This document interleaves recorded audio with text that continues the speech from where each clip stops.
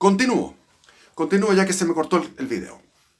Eh, entonces, este inmenso mare magnum de la guerra civil llevó a, lo dije en el video anterior, pero vuelvo a tocar el tema, al 21 de marzo de 1921 hay una reunión en el Politburó, en una reunión de la asamblea de los, no el Politburó, de la asamblea de los bolcheviques, donde Lenin pone todo su capital político en decir tenemos que hacer una nueva política económica. Y esa nueva política económica significaba libertad de emprendimiento. ¿Se había querido hacer una colectivización del campo? No. Que los campesinos mantengan sus propiedades, que puedan cultivar, vender sus productos a comerciantes, los comerciantes lleven esos productos a las ciudades, libertad de comercio, libertad de emprendimiento. Esta nueva política económica que se implementó, como le digo, a partir del 1921, duró hasta 1928. Esos años fueron años de prosperidad. Se generaron los llamados, comillas, enemigos del pueblo, que eran los prósperos, que eran los granjeros, sobre todo en Ucrania, pero también en Rusia y hasta en Siberia, los granjeros, los que tenían su propia granja, pero también tenían gente que trabajaba en aquellos pequeños fundos, y también estaban las pequeñas empresas, y surgieron los grandes comerciantes, que eran llamados los hombres NEP. Los hombres NEP llevaban el grano del campo a las ciudades y de las ciudades llevaban los productos manufacturados al campo. Esos eran los hombres NEP. Y los kulak con K, los kulak son los campesinos exitosos y prósperos, que dieron y se multiplicó esta prosperidad durante estos 7 años de la NEP. Y esto indica que, bueno, el sistema liberal funciona. Tanto así que se llegó en el año 28 ya a tener los mismos estándares de vida, y de prosperidad que había en 1913, antes de entrar a la guerra mundial, en tiempos del zar. Por lo tanto, se había logrado recuperar la prosperidad que había en 1913. No hay que confundir los kulaks con K, doble K, kulaks son estos granjeros, estos campesinos exitosos. Y los gulag con G, son el archipiélago, una cantidad gigantesca de campos de concentración que hizo Stalin para castigar a los disidentes o a los supuestos disidentes. Ahí está el archipiélago Gulag de Solzhenitsyn. En la biblioteca en mi casa estaba el archipiélago Gulag, no lo leí nunca he leído a Solzhenitsyn. Sí he leído a Solzhenitsyn, pero muy poco. Bueno, él estuvo en estos campos de reeducación, que era un orgullo para los comunistas en aquellos tiempos, los campos de reeducación socialistas. Entonces, pero vámonos por parte. El triunfo definitivo sobre el ejército blanco, sobre los cosacos, sobre todo, dio un momento de respiro, y también dio un momento de respiro la política de Bukharin. Bukharin fue el que quería la nueva política económica, es decir, el partido bolchevique tuvo que, a instancias de Lenin, girar hacia la derecha y establecer la nueva política económica liberal capitalista, lo que dio un respiro. Pero Lenin tuvo el comando de Lenin, tenía problemas de salud, un derrame cerebral. Algunos dicen que Stalin lo mandó a envenenar, no sabemos. Lo que sí es que cuando tú lees las obras completas de Lenin, yo no la he leído completa, pero he leído a salpicones, me doy cuenta que Lenin estaba escribiendo constantemente a sus camaradas sobre Stalin. Decía, Stalin es un bruto, Stalin es un torpe, es un brusco. Y es un mal educado, porque trataba muy mal a la señora, etc. Y lo tenía vigilado, o sea, Lenin estaba en un lugar cerca de Moscú, en un lugar de campo, porque estaba con problemas de salud, pero estaba completamente vigilado por Stalin, porque Stalin era un tipo que había sido, como les dije en el video anterior, había sido un delincuente del partido. Es decir, había robado bancos, asaltaba, mataba, hacía un montón de cosas, y que el zar tenía muy mala inteligencia política porque no los eliminaba estos gallos. Stalin estuvo también preso, todos estuvieron presos, exiliados, etc. Era muy suave el zar. Entonces, Stalin era un tipo que humilde, comillas, humilde, en el sentido de su origen, humilde, pero que iba con una astucia tremenda, ganando adeptos dentro del partido. Él se comunicaba con las bases de la militancia y veía los problemas, por ejemplo, que el camarada tal tiene problemas con la señora, que la señora tiene este problema, o este se siente mal acá, que quiere tener este cargo, este otro cargo. Entonces él era el que administraba la vida cotidiana de los militantes, de los miles de militantes, que empezamos con 10.000 y terminamos con muchos más de 10.000. Entonces fue multiplicando. Entonces él estaba, cuando se trasladó esto al Kremlin, se trasladó Lenin al Kremlin, tenía como su secretario a Stalin, y Stalin en ese momento lo que hacía era un trabajo de oficina, un trabajo de hormiga, de el hombre del partido, el hombre de la nomenclatura, el hombre de la estructura burocrática, el hombre que sabe poner a quienes de su conveniencia y de su confianza en puestos claves. Entonces él fue el que trabajó esto. Mientras los otros, que eran como los románticos, llamémoslo así, por ponerle algún nombre, Trotsky, el fanático comunista Trotsky, Zinoviev, Kamenev, Bukharin, todos estos otros grandes bolcheviques estaban dedicados al triunfo y a la evangelización, llamemos así, de las masas, al adoctrinamiento de las masas, etc. Entonces, Stalin fue ocupando un poder de esa manera. Y Lenin tiene hace un testamento, y ese testamento se lee después de que, a todo esto, cuando Lenin muere, la viuda no quería que le embalsamaran el cadáver de Lenin, la viuda de Lenin. Entonces Stalin le dice, mira, tú deja de opinar porque yo no me cuesta ni un segundo conseguirme otra viuda. Es decir, él podía encontrar una viuda que sea las mismas características y matar a la viuda y poner a otra viuda. Era una amenaza. La viuda al tiro agachó el moño. A Trotsky, que estaba lejos, que quería ir al entierro, no fue al entierro porque se le dio instrucciones de que lo iban a enterrar al tiro. No fue así, lo embalsamaron. Y Stalin creó el culto a la personalidad. El culto a la personalidad de Lenin, porque estaba pensando en el culto a la personalidad de él. Él tenía todo pensado. Era un tipo que tenía pensado paso a paso cómo iba a él heredar a Lenin. Ahora se leyó el testamento, y al leer el testamento, Stalin ya lo conocía, el testamento de Lenin, y lo lee, y el testamento dice, no les recomiendo que pongan a Stalin como jefe del partido. Yo creo que mi sucesor natural es Trotsky, decía Lenin, lo decía explícitamente.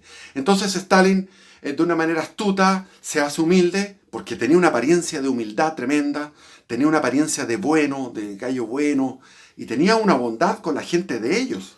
Si eso no es mentira, él era bondadoso con su gente, con la gente que él era fiel. Después los mataba, pero no importa, por mientras era bueno con ellos. Entonces, lee esto y le dice al Politburó, a la asamblea, no al Politburó, a la asamblea le dice, bueno, dejo mi cargo de secretario general del partido bolchevique, dejo mi cargo.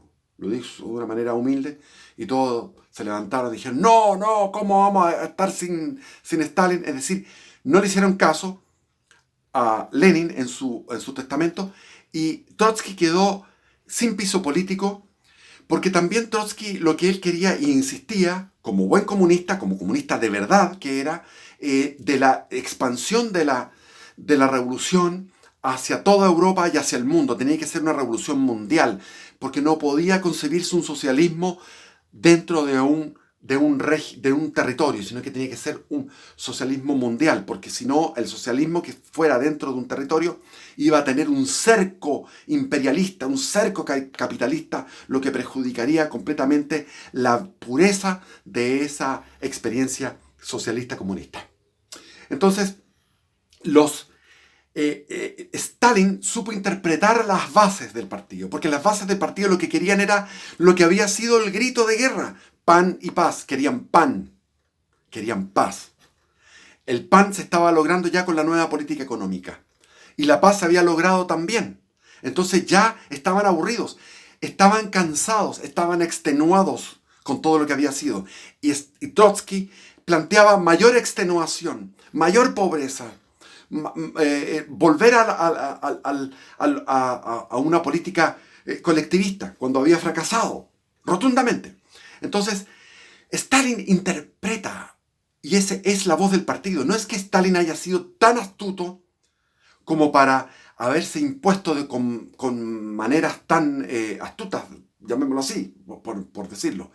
No, sencillamente él fue un intérprete de la voluntad del partido. El partido necesitaba descanso y el partido estaba ya, porque el partido también era la voz del pueblo de alguna manera. El pueblo, el partido, lo que querían era poder trabajar tranquilo, incrementar los salarios, incrementar el nivel de vida, incrementar la paz y hacer un socialismo dentro de la Unión de Repúblicas Socialistas Soviéticas, que era un territorio gigante, era como un mundo aparte. Por otro lado, se había implementado con Lenin la política siguiendo a Engels, que está en el manifiesto comunista, de 1848, se hace un anexo sobre la propiedad común de las mujeres. Entonces se estableció que las mujeres eran propiedad común. Por lo tanto, al establecer aquella liberalidad sexual, nos encontramos con un montón de huérfanos porque eran abandonados por las madres y por los padres, un montón de disoluciones familiares. Se disolvió la familia por completo al aplicar estas doctrinas dogmáticas del comunismo, y Stalin era partidario de volver al sistema de rigurosidad sexual y matrimonial que existía en los tiempos del zar, es decir, a la rigurosidad sexual y matrimonial que existe en el cristianismo ortodoxo, o da lo mismo, cualquier cristianismo. Por lo tanto, también esa era una política de tipo conservadora que asumió Stalin. Por tanto, Stalin es la expresión de la voluntad popular de aquel momento, ya derrotado el ejército blanco. Entonces Stalin va ganando terreno desde en el enero del 1924, desde enero de 1924, que muere Lenin, con su funeral ya gana terreno, y va ganando terreno después en el 25, el 26, y Trotsky va quedando más aislado hasta que finalmente el año 27 le da el golpe de suerte y Stalin manda a Trotsky con vigilancia policial, lo manda a Kazajstán y después lo manda a Turquía, porque pensando que los turcos se lo iban a pitear, porque los turcos lo trataron bien. De Turquía después se fue Trotsky a Francia. En Francia lo echaron también porque, bueno, etcétera. Estuvo en Noruega un año y después estuvo en México. Y se quedó en México. ¿Quiénes lo ampararon? La Frida Kahlo. Cuando uno va a México, a la Ciudad de México, hay un tour. Entonces el tour es ir a la casa de Frida Kahlo. Y el otro, el muralista, este muralista que era amigo de Neruda. Neruda hizo una oda, en las odas elementales está la oda a Stalin. Y todos eran stalinistas. Pero es que es verdad, era la única alternativa, era Stalin. Es decir, Stalin, una vez que ya sacó a Trotsky y no empezó a purgar inmediatamente, porque a Trotsky después lo sentenció a muerte, hacía una especie de teatro. ¿Cuánto llevo? Ya.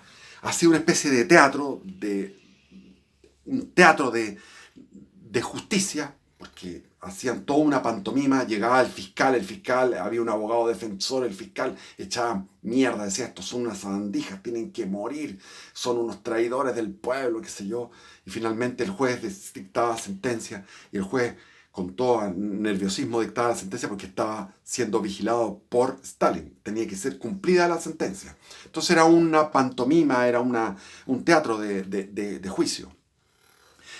Y lo más importante que Stalin en ese momento, 1927, comienza a agarrar, quiere destruir la NEP. La NEP la termina en 1928 e inaugura en 1929 el primer plan quinquenal. El plan quinquenal, 1929, 1930, 1931, 32 y 33. Ese primer plan quinquenal de 5 años, es un salto espectacular económico, espectacular. Se calcula, porque no hay una estadística fiable, pero se calcula por economistas occidentales, capitalistas, que aquello fue un crecimiento de un 15% anual. Fue tremendo salto. Y se mantuvo en los otros planes quinquenales un poco más bajos. Tanto es así que cuando yo estaba estudiando economía, en el ramo de economía nos hacían estudiar a Paul Samuelson. Ese era el libro Paul Samuelson. Y Samuelson mostraba ahí, era el libro que estudiaban todos los estudiantes de ingeniería comercial de la Católica en aquellos tiempos, el libro de Samuelson. Y Samuelson tiene un apéndice donde dice que, y él profetiza equivocadamente, que la Unión Soviética va a superar a Estados Unidos, porque el nivel de crecimiento de la Unión Soviética era más rápido que el nivel de crecimiento de Estados Unidos. Y empezaba más abajo, obviamente, pero que iba a superar a Estados Unidos. Eso fue una profecía que no se cumplió porque esto fue un crecimiento impresionante, pero de la industria pesada.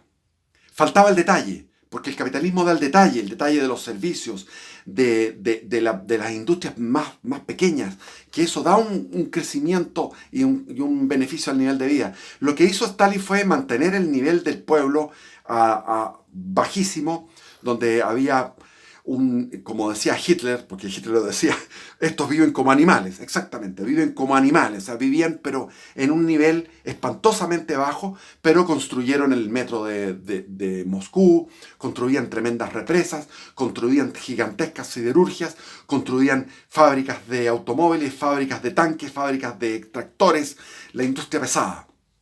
Esos fueron los planes quinquenales. Y por otro lado estaba la colectivización del campo. Y para colectivizar el campo, ¿qué es lo que había que hacer? Había que destruir a los kulaks. Porque los kulaks se negaban a entregar su propiedad privada. Por lo tanto, eran enemigos del pueblo. Y como eran enemigos del pueblo, había que quitarles el grano. ¿Y cómo lo hicieron? Iban los agentes estatales a quitar el grano.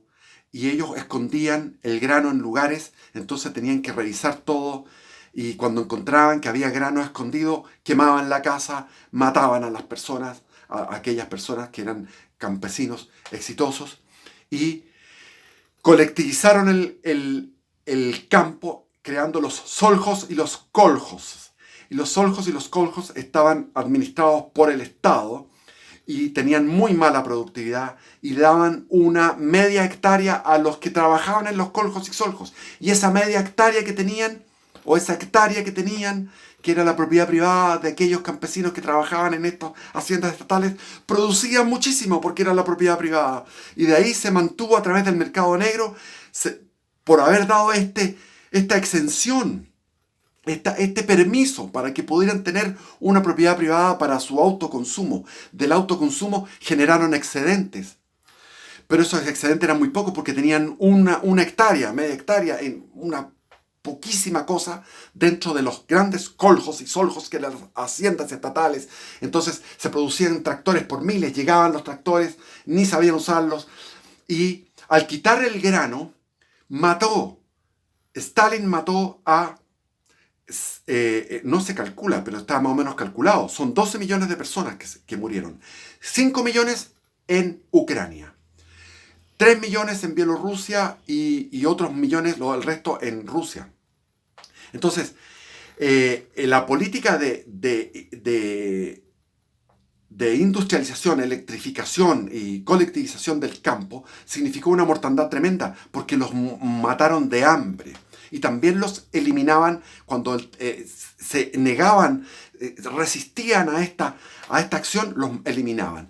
Tanto es así que hay testimonios documentados de bolcheviques que iban a hacer estas acciones, que eran comisarios del partido, y ellos escribieron después, cuando pudieron huir de la Unión Soviética, contaban que se juntaban todos los antiguos combatientes de la guerra civil, los antiguos revolucionarios, a tomar vodka y a llorar en las noches por lo que estaban haciendo, que era, decía, hicimos esta revolución para venir a matar a gente, a mujeres, a niños, a ancianos, matarlos a sangre fría, millones. Entonces los tipos quedaron locos con esas órdenes. Entonces después viene lo que se llaman las purgas de Stalin. Stalin terminó matando a toda la vieja guardia. A toda la vieja guardia. El que más me duele a mí era Bukharin, porque Bukharin era el tipo más lúcido, el tipo más moderado de todos los bolcheviques, que fue el ideólogo de la nueva política económica, y Bukharin fue ajusticiado. Fueron ajusticiados Zinoviev, Kamenev y los otros, que se me olvidan los nombres. Entonces, en estas farsas de juicio, Stalin era tenía un problema de paranoia, por lo tanto daba cuotas a la checa o a la policía secreta, daba cuotas. Decía, en Georgia tienen que morir 500 personas y tienen que ser enviadas fuera 1000 personas fuera del país y tienen que ser enviadas a los gulags a trabajo forzado 5000. Eran cuotas. Ya, en Bielorrusia tienen que ser 100.000 personas eliminadas y tienen que ser 200.000 repatriadas y tantas otras y eso cuadraba, eran una suma, era como una especie de planilla Excel donde iba llenando todos estos requerimientos. Stalin iba con sus requerimientos. Y Stalin era bajo de estatura y tenía al jefe de esta checa, era uno de 1,50 m más bajo que él. Y finalmente lo eliminó a él, después eliminó, creo que como 3 o 4 de la policía secreta. O sea, ser de la policía secreta de Stalin era entrar a la pena de muerte, porque tenía mucha información y finalmente era asesinado. O sea, Stalin mató a millones de personas de una manera impresionante, con una crueldad. Él mismo ponía detalles de cómo tenía que ser eliminada la persona. En los gulags, si ustedes ven vean el mapa de los gulags, con G, los gulags, todos estos campos de concentración, antes de que existieran en Alemania, por Hitler, antes de Hitler. O sea, el que inventó los campos de concentración fueron los ingleses en Sudáfrica, contra los Boers. Eso fue el comienzo, antes de la Primera Guerra Mundial, en la Guerra de los Boers, que fue comienzo del siglo XX, finales del siglo XIX. Primero los campos de concentración. Lo crearon los ingleses. Después los comunistas, orgullosos de estos campos de reeducación. Y los pobrecitos ucranianos, 5 millones de muertos, y esto se supo en el occidente, pero el presidente del Partido Comunista francés y el presidente del Partido Comunista italiano, que eran fervorosos estalinistas, así como el partido... Había tres partidos estalinistas en occidente, que era el Partido Comunista español, el Partido Comunista francés, el italiano y el chileno. El chileno siempre fue estalinista. Hasta el día de hoy es estalinista. Así que si el Partido Comunista llega a gobernar en Chile, va a ser como Stalin.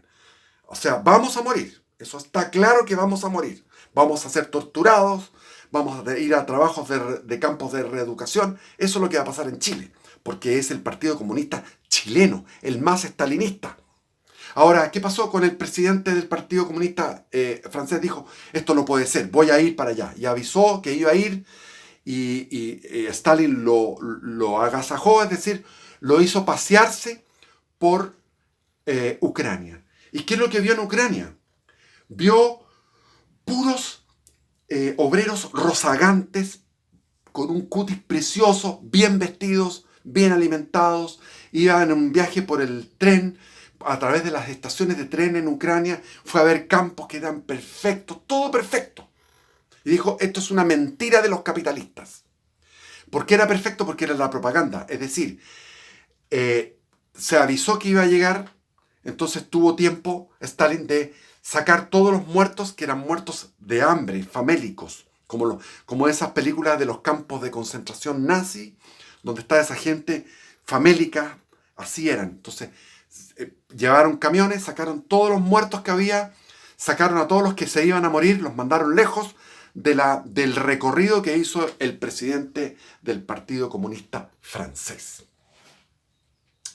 La propaganda. Es decir, Stalin decía, tenemos que mostrar al mundo lo que debe ser el comunismo, no lo que es, lo que debe ser. Y ahí empezó la mentira comunista propagandística. Y él en todas partes estaba la foto de Stalin, el culto a la personalidad, estando él en vida.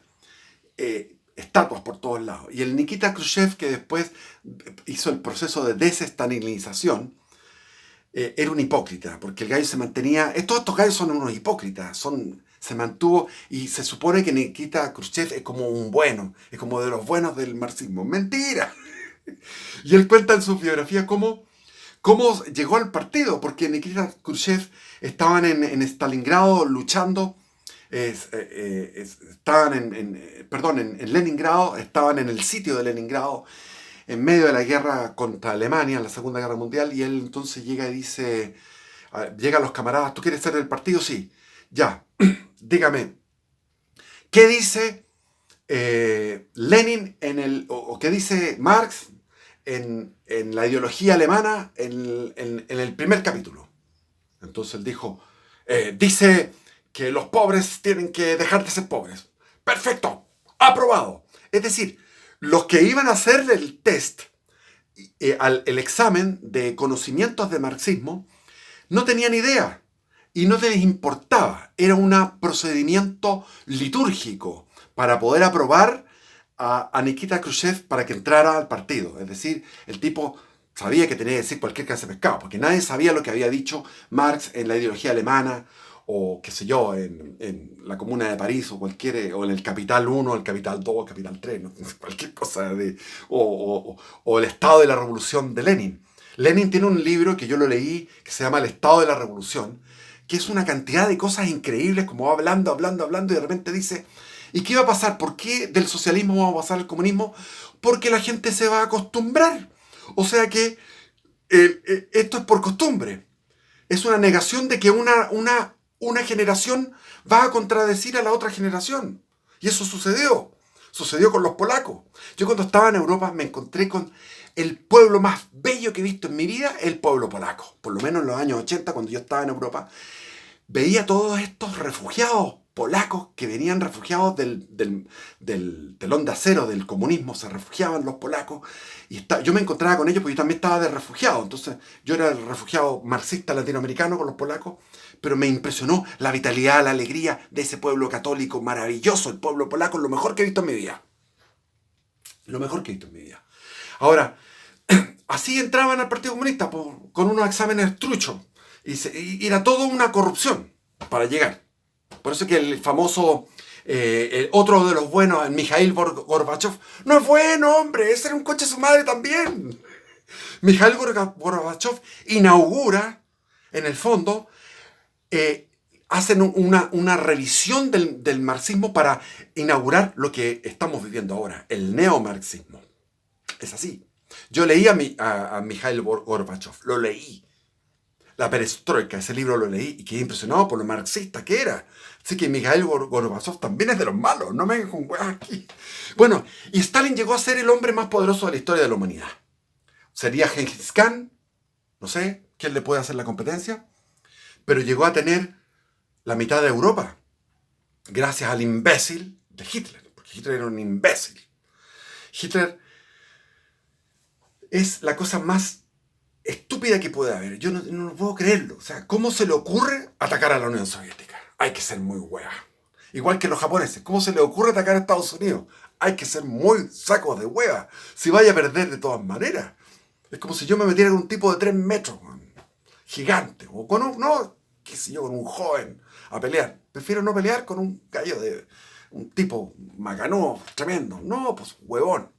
Así que gracias a Hitler, que Stalin después llegó a ser el hombre más poderoso de la historia de la humanidad, teniendo bajo su dominio Alemania democrática, la Prusia en el fondo, Polonia, Checoslovaquia, Hungría, los pobres húngaros, Rumania, Bulgaria, Yugoslavia se le escapó. Después vino Vietnam bajo la órbita soviética. Después vino Corea, vino China. ¡Qué espanto de mundo! El siglo XX es un siglo horrible. Yo no sé cómo en Chile los pelotudos de los apruebonados están votando por el comunismo. Porque no, es que incluso los de Leópolis dicen en la franja, dicen, no, es que vamos a hacer una constitución que no es ni de derecha ni de izquierda. Maricones, maricones, se los van a meter hasta aquí, por el chiquitín hasta aquí, a los Leópolis. Porque después van a venir las purgas.